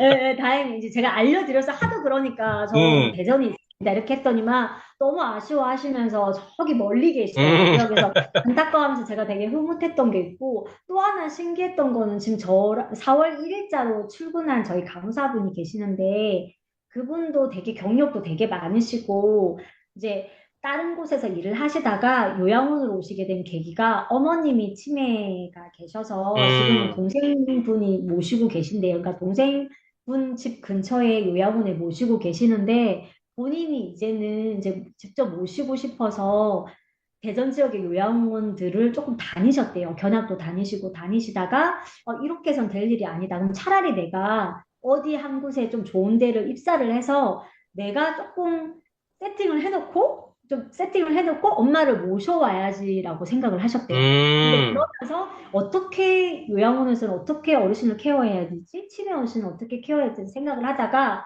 제 책을 접하셨대요. 음, 그래서 제 책을 다 읽고 저는 이제 그런 사실을 모른 채 이제 제가 간호가장이다 보니까 이제 입사하실 날짜가 얼마 안 돼서 근무표 때문에 선생님 필요하신 근무가 있으면 알려주세요. 간호가장 서은경입니다라고 남겼는데 입사한 날 저를 보자마자 아주 왈칵 이렇게 음, 안아주셔서 놀라시길래 이게 무슨 일인가 했더니 그러니까 저란 존재를 모르고 자기는 책을 읽고 음, 아니 어디에 계시는 분일까 이렇게 고민을 했대요. 음, 했는데 근무표를 받고 했는데 제 이름이 서은경인데 이서은경이 이서은경인가 처음에 긴가민가 했대요. 이름이 어, 같으니까. 어, 어디에도 책에 자기 그 시설에 대한 얘기가 없어서 없는 음, 것 같아요.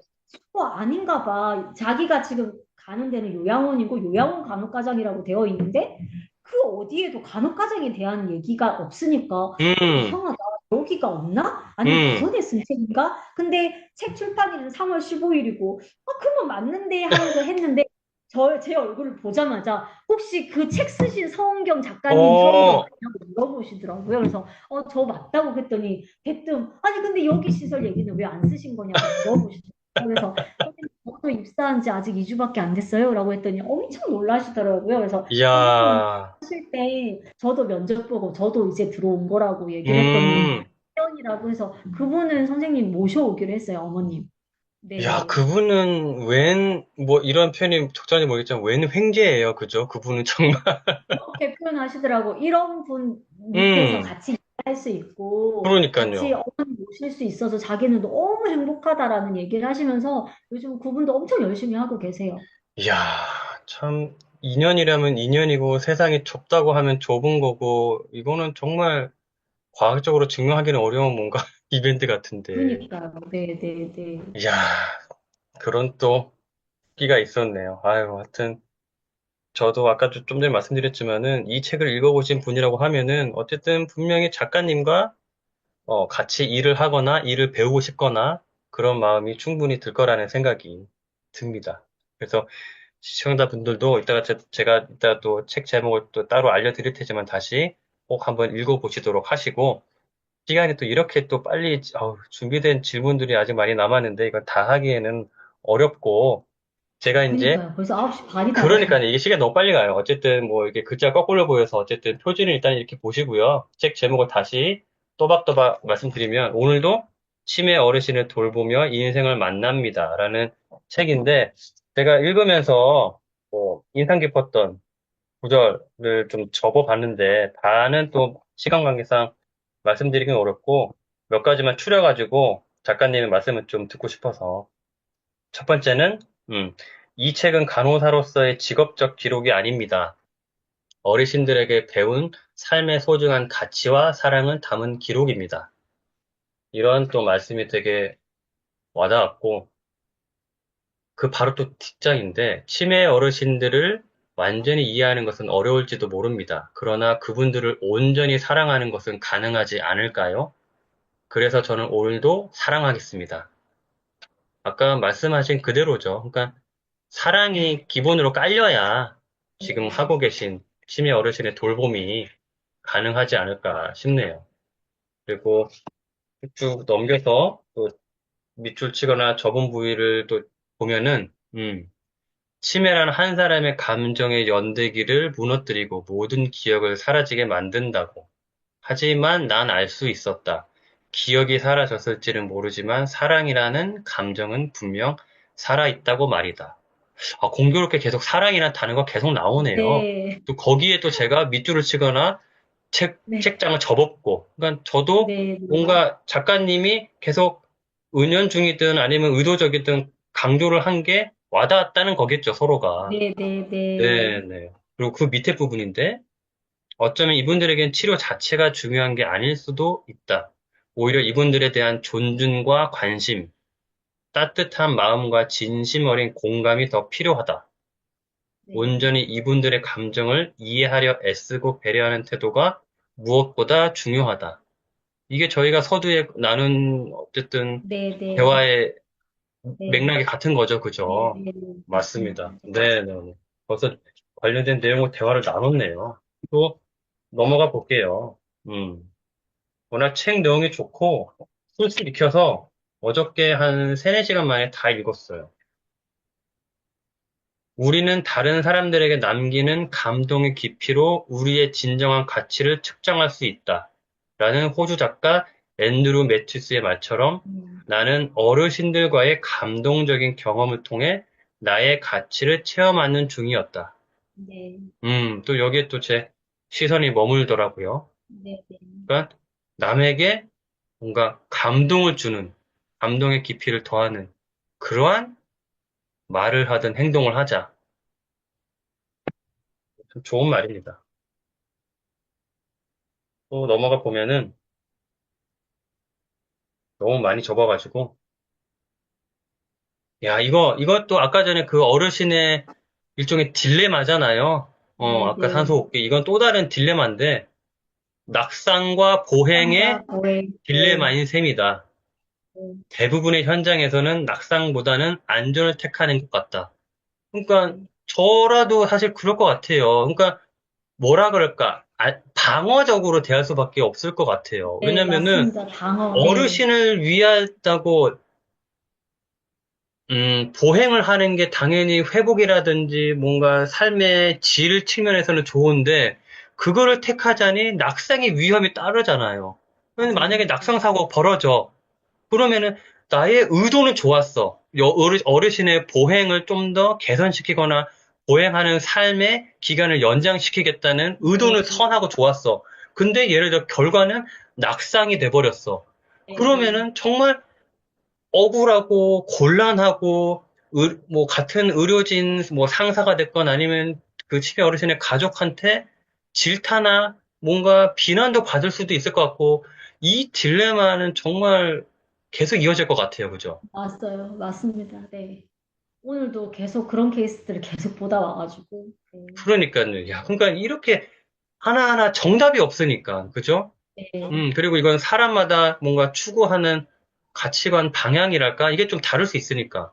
네, 예를 들어, 네. 선생님, 보행 당연히 중요하죠. 의료진이야. 저도 그건 의료진으로서 알아요. 그럼에도 불구하고 안전이 더 중요하지 않나요? 그 말이 틀린 건 아니잖아, 그죠? 맞아요. 근데, 맞습니다. 네. 이제 작가님 입장에서는 그런데 그래도 계속 그 안전을 추구하다가 안전만 추구하다 보면은 언제 보행하고 언제 어르신 걸어 다니시나요? 계속 그렇죠. 오늘 못 걸으면은 내일 더 못 걷고요. 내일 못 걸으면 내일 모레 더 못 걸으세요. 그럼 영영 못 걸으세요. 그건 아니잖아요. 그 말도 일리가 있고. 네. 이거 어느 장단을 맞춰야 되는 건지. 그렇죠. 이야, 참 어려울 것 같아요. 그러면 뭔가, 그죠? 전 지금도 아직 잘 모르겠어요. 내가 그러니까 맞는 건지 이거는 영원히 네, 풀리지 못할 수제 같아요, 네, 진짜. 네. 그래서 무슨 솔로몬인가? 뭔가 현명하게 대체 판단을 내려준 사람도 없고, 예를 들어, 환자 본인이 정말, 나는 낙상을 택하겠어. 이렇게 뭔가, 나는 보행을 그렇죠. 택하겠어. 뭐, 그죠? 뭐, 그치. 그렇게 근데 표현을 한들, 또 그걸 다 존중하는 게 또 정답이냐? 또 그것도 아닐 것 같고. 아니니까. 네, 맞습니다.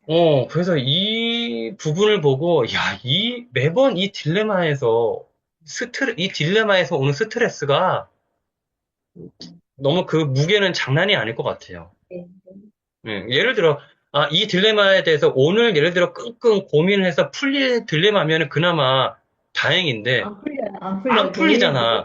오늘 내일 24시간 끙끙 일이니까. 됐어. 근데 네. 이게 그러면 내일 풀리느냐, 내일 안 풀리잖아요. 네, 네. 참 어렵습니다. 어려워. 아유. 그래서 시간 관계상 아마 마지막 부분이 될 것 같은데, 부본형의 그대 스스로를 고용하라에 이런 글이 있다. 내 골수에 박혀 있는 가장 나다운 일인가? 나는 이 일에 내가 가지고 있는 모든 재능을 활용하고 열정으로 헌신하고 있는가? 목적지는 자신이 진심으로 원하는 곳이어야 한다.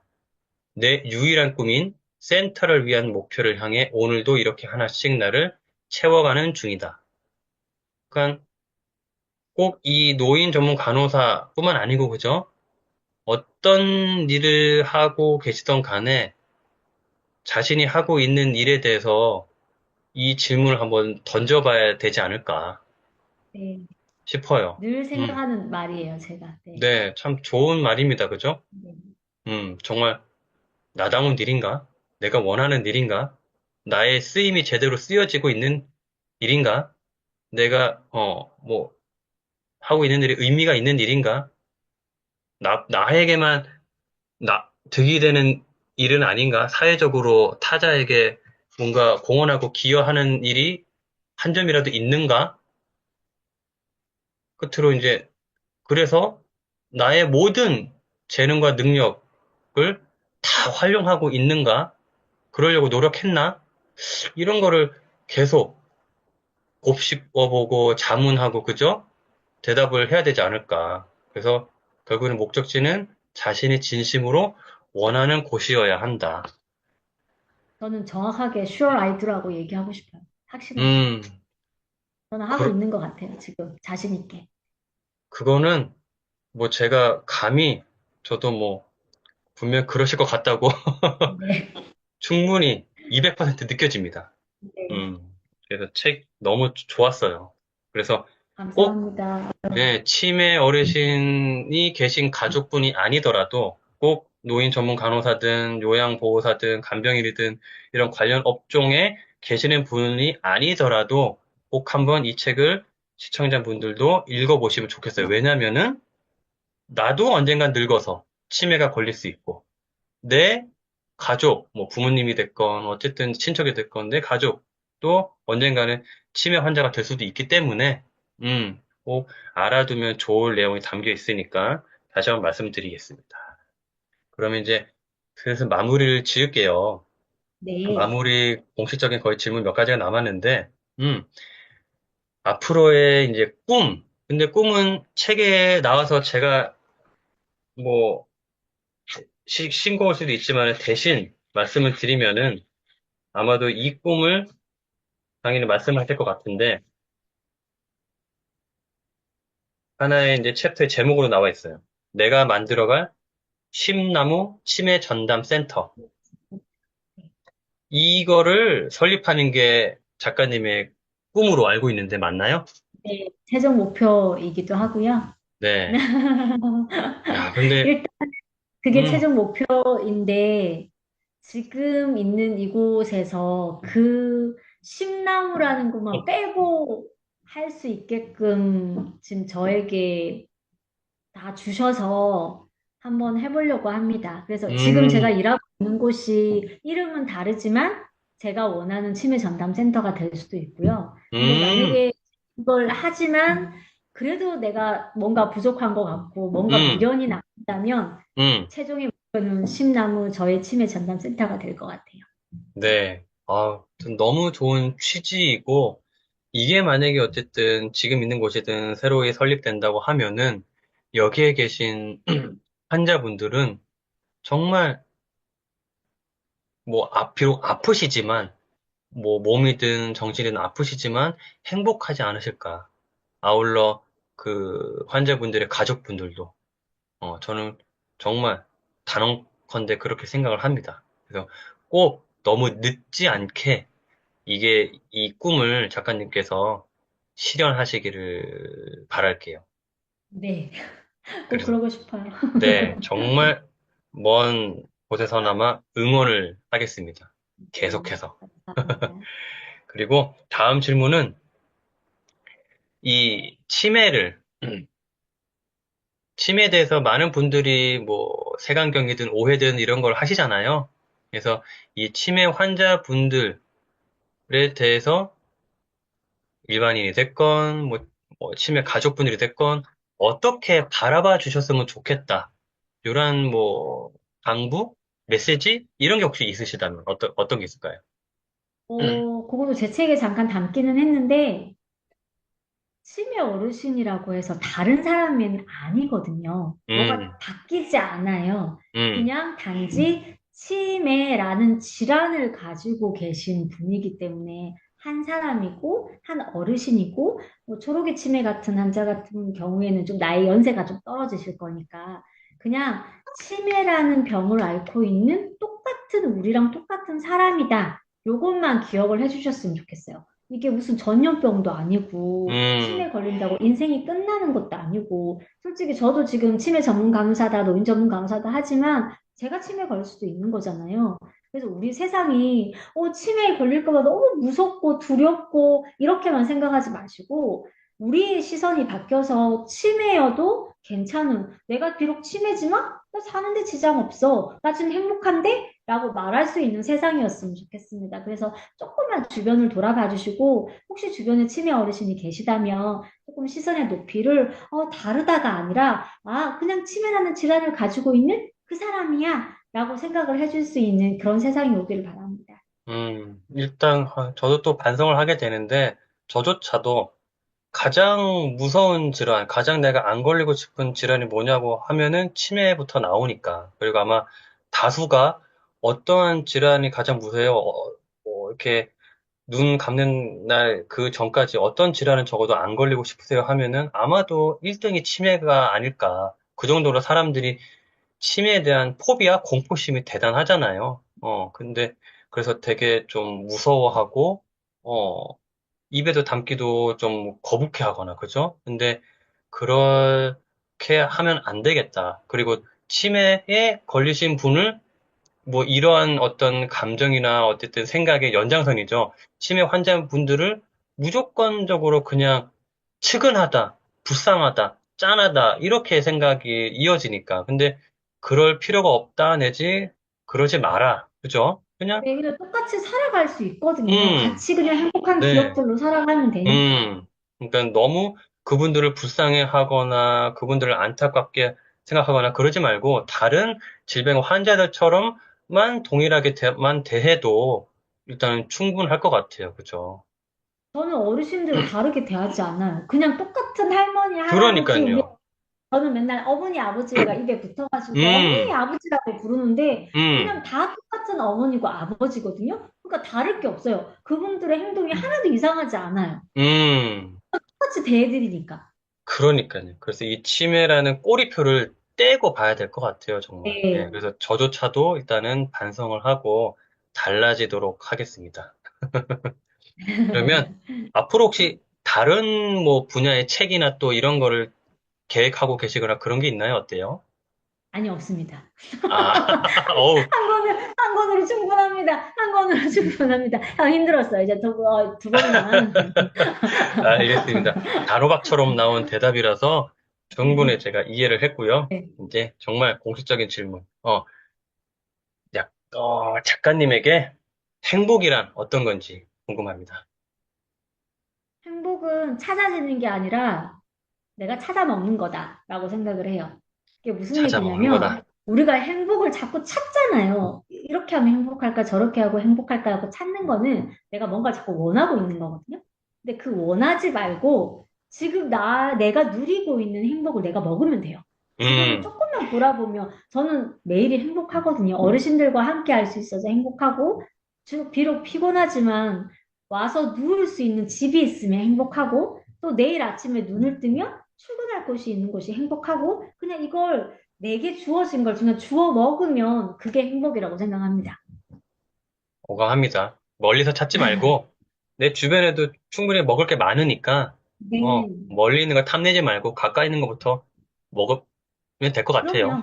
네, 네. 네. 그걸로도 충분히 배부르지 않을까 싶네요. 네. 그러면은 1시간 한 40분 정도 된 것 같은데 박금들의 피플 인사이트 인터뷰 하시면서 소감이 어떠셨는지 궁금합니다. 일단 질문을 정말로 안 알려주셔서 무슨 질문을 저랑 어떻게 하시려고 한 시간 반을 할까라는 생각을 잠시 했었었는데 저도 놀랄 정도로 좀 시계 보고 되게 놀랐는데 그죠? 그래도 작가님 꼼꼼히 준비를 해오셔서 제 책에 대해서도 질문도 주시고 또 마침 또 제가 하고 싶었던 얘기를 다 할 수 있게 해주셔서 참 감사했던 시간들인 것 같습니다. 아유, 고맙습니다. 다행이네요. 또 하시고 싶은 말씀을 또 다 하셨다고 하니까 정말 다행입니다. 네. 그러면 정말 마지막 질문. 끝으로 박근필의 피플 인사이트 시청자분들에게 하시고 싶은 말씀이라든지 전하고 싶은 메시지가 있다면 부탁드릴게요. 네, 제가 어저께 딱 찾아봤거든요. 이거 피플 인사이트가 어떻게 되고 있는지. 들어보시면 아시겠지만 많은 다른 여러분의 사람들이 나와서 이런저런 다른 얘기들을 하잖아요. 이게 딱 얽매여 있는 형식이 아니다 보니까 정말 다양한 이야기들을 하잖아요. 그래서 삶의 이야기가 있고 이렇게 여러 사람들의 이야기를 들을 수 있는 가끔필의 피플 인사이트 많이 시청해 주세요. 어유, 막판에 홍보까지 또 정말 센스 있으신 고맙습니다. 그러면은 또 오늘 여러 가지 또 일을 많이 하시고 오시면서 바로 또 인터뷰에 임하시느라고 엄청 피곤하실 텐데, 이쯤에 이제 마무리 지어야 될 것 같아요. 그래서 오늘 박근필의 피플 인사이트 서은경 작가님과 인터뷰는 이것으로 마치도록 하겠습니다. 작가님 수고 많으셨습니다. 네, 수고하셨습니다. 예, 감사합니다. 고맙습니다.